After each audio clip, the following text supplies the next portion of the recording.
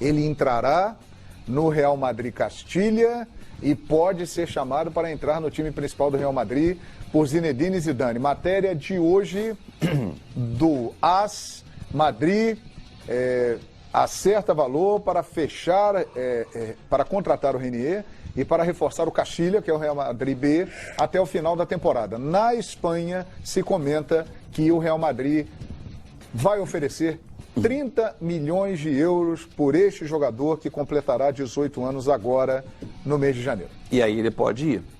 E tem um detalhe, o orçamento do Flamengo prevê uma venda de jogador ou de jogadores que totalizem 80 milhões de reais. Nessa venda já sobra. Não, porque sim. 30 milhões, 135 milhões mais ou menos de reais. 135 milhões. Então você já tem um excesso do que você previu. Só no teu orçamento de venda de jogadores. No caso, já está batendo e sobrando. E um detalhe, com essa pessoa, inclusive, que eu conversei, ela falou o seguinte, essa venda independe da compra do Gabigol. O dinheiro não vem da venda. Por isso... O Flamengo faturou mais de 900 milhões de reais no ano. Sim, e tem um gasto muito grande. Né? Agora, o ponto só é que a indústria do futebol brasileiro, ela é feita para negociar. Mas é muito louco você pensar num jogador que foi campeão da Libertadores e que jogou e que foi fundamental, fundamental em alguns momentos do brasileiro, sim, que você diga que você vai vender por um valor estratosférico para o Real Madrid Castilha. Entendeu? Assim... Na verdade, o Real Madrid está comprando ele. Tudo bem, né? mas eu saio da condição... O calendário brasileiro tem umas pegadinhas enormes, né? Eu vou jogar... Eu sou campeão brasileiro pelo Flamengo. Fiz gols decisivos. O gol da virada contra o Bahia. O gol da virada contra o Fortaleza. Não exatamente o gol da virada contra o Bahia, mas o gol que abre a virada contra o Bahia. Então, há momentos em que ele é decisivo. Aí ele fala assim, mas por que eu vou jogar a segunda divisão da Espanha? Aí você põe na balança e fala assim, mas por que eu vou jogar o Campeonato Carioca? Mas entendeu que quando você diz, você tem um jogador que 17 anos, Seleção Olímpica do Brasil. Sim, se apresentou hoje, inclusive. Por que é que ele tem que jogar na segunda divisão da Espanha? Então, você compra, eu fico no Flamengo, que é meu clube, não jogo a segunda divisão da Espanha e vou me apresentar no Real Madrid depois. O Flamengo deveria segurar ou tem que vender? A estrutura do futebol brasileiro não permite isso que eu estou dizendo. Sim, não permite. Mas é uma loucura você dizer, vou vender a minha principal referência da juventude para a segunda divisão da Espanha. Deveria vender ou tem que segurar? Talvez, não, eu acho que para mim, João, tem uma questão que é importante. A adaptação cultural, ela faz diferença.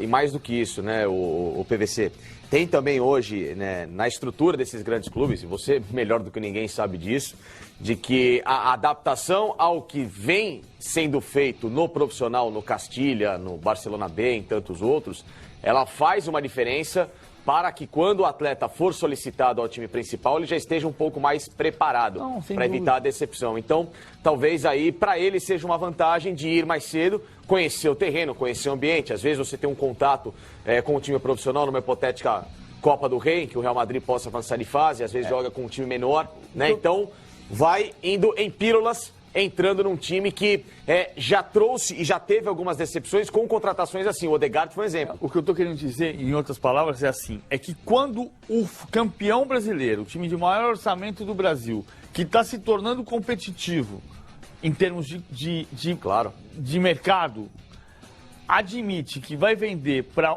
um clube, não é um clube, ok, é o Real Madrid, para um clube da segunda divisão da Espanha, a gente está admitindo que nós somos a terceira divisão do mundo. É do jogo. Eu sei. É esse cenário. Sim, faz 40 anos que o Brasil é isso. É que talvez. E é o Real Madrid, né? Então, é aí que tá. É que talvez o Real Madrid, eu não consigo enxergar em relação a ser o Castilla. Ele vai jogar pelo Castilla, mas ele está no Real Madrid. 6 meses, né? 6 meses, que vai preparar um jogador com um grande investimento para que não haja uma tentativa de perder culturalmente um atleta como hoje é muito suscetível no futebol europeu, um atleta muito jovem, num investimento muito grande que ele fez. Porque hoje, no Real Madrid, talvez exista, não vou dizer uma frustração, não é a palavra, João, mas talvez um entendimento de que possa ter havido pressa em relação ao Vinícius Júnior. Poderia ter ficado mais tempo no Castilla, ter tido mais um contato, um aprendizado, uma melhora técnica fundamental. Não parece isso não, Facincani. Não parece porque ele está jogando. Ele entra e sai, joga a Champions League, como o caso do Rodrigo. Ele está jogando. A gente imaginou, a gente passou o início de dezembro dizendo que o Zidane queria emprestar, que queria no início desse semestre emprestar para um clube de segunda divisão, um time menor da Espanha. O Zidane deu uma entrevista dizendo que não queria emprestar, que ele não estava no melhor momento dele, mas queria jogar. Sim. Na sequência ele voltou a jogar. Que ele abriu mão do Mariano Dias. Né, também, então você tem duas vagas abertas para que a molecada jogue. Mas ele abriu mão do Mariano Dias e não do Vinícius Júnior, que se dizia. O que está acontecendo é que o Real Madrid... Não estou dizendo que o Vinícius não é bom jogador, ele precise de... O que está acontecendo, incrivelmente, é que num país que há muito tempo, como o Brasil, discute a formação dos seus jogadores, o Real Madrid está montando a seleção brasileira sub-20. E é isso mesmo, Vinícius Júnior, Rodrigo e Renier. Rodrigo Renier. Assim, o Brasil não revela mais. Temos um grande problema na formação dos jogadores braileiros. O Real Madrid vem para que leva os futuro do Real Madrid será brasileiro. Provavelmente incrível. Será brasileiro. É incrível. E o que eu estou discutindo só não é isso. É claro que há 40 anos, o que se transformou no futebol brasileiro, o que piorou o futebol brasileiro, de muitas coisas que pioraram, na nossa falta de desenvolvimento teórico, da nossa falta de desenvolvimento coletivo. Mas o que mais atrapalhou o futebol brasileiro nesses 40 anos foi o êxodo. Então, quando você passa a ter... É o exemplo que eu vou lembrar de novo do Ajax. No começo da temporada 18-19, o Ajax recebeu uma proposta de 30 milhões de euros da Roma pelo David Neres. O Ajax tinha um orçamento anual de 85 milhões de euros, o que ia bater, pela cotação de hoje, 8 vezes 5, 400 milhões de reais. Mas na época eram 300 milhões de reais no máximo. E o Ajax disse, não, eu não vou vender o David Neres, porque eu preciso do David Neres para fazer uma grande campanha na Champions League.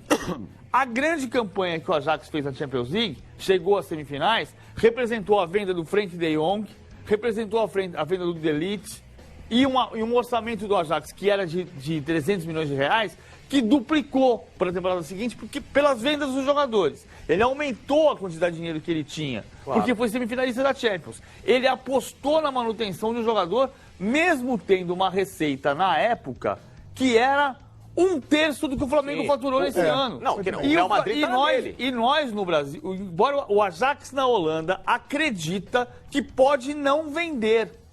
E nós no Brasil, porque nós estamos acostumados há 40 anos, porque o Brasil entende que é um país exportador, o Brasil vende para o Real Madrid a seleção brasileira olímpica. Perfeito. Olha aqui, nós temos números do Renier na primeira temporada dele como jogador profissional, que foi a de 2019.